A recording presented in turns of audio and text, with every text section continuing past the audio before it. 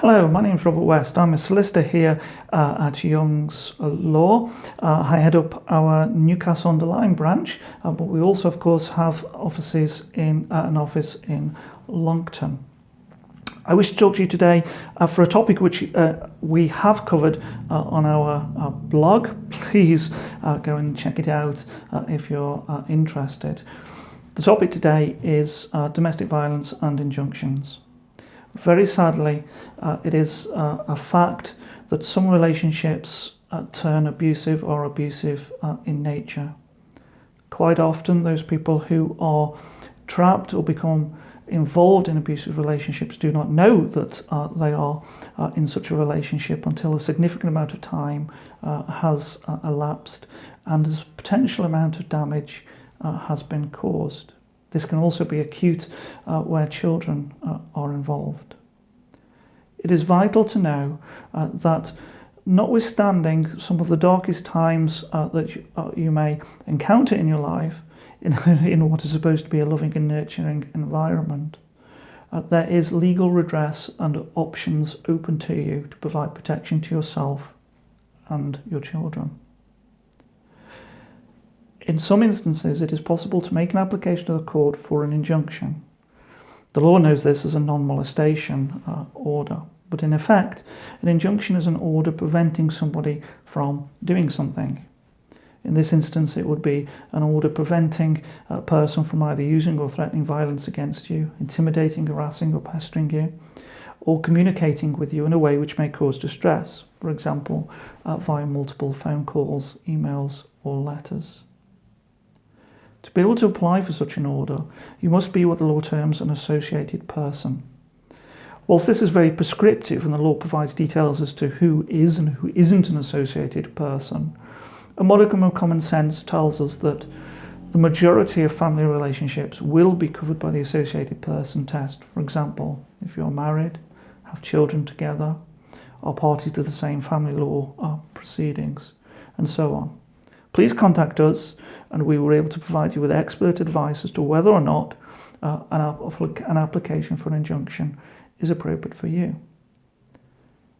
It is important that any application or advice is sought early and indeed at the earliest opportunity that you possibly can. On an application for an injunction, speed is really imperative, simply because you need to be able to be in a position to convince a court that you require protection straight away without any delay. It is difficult to do so if in fact you have already delayed and the court is hearing of the matter some weeks or even months down the line. This weakens your chances of being successful. Alongside a non-molestation order, the court is also able to regulate occupation of a house. It can, for example, remove an abusive partner from a property and bar his or her access to it under the terms of what is called an occupation order. The test for securing an occupation order is quite a high and onerous one, but subject to meeting the safeguarding test, the court can take steps to protect you. Please ask us and we will be able to give you an honest, forthright and accurate assessment of your circumstances and the steps that you should take to protect yourself. An application for an injunction order carries teeth. The breach of a non-molestation order is a criminal offence and potentially carries a prison sentence. It is for this reason that if you find yourself on the other side of an application, you are served with an order, you should contact us as soon as possible and we will be able to provide you with honest and expert advice as to your options. I and the other lawyers within our family department have extensive experience of both applying for, obtaining, and indeed even defending successfully applications for non-molestation orders and injunctions. Whatever your circumstances, please get in touch.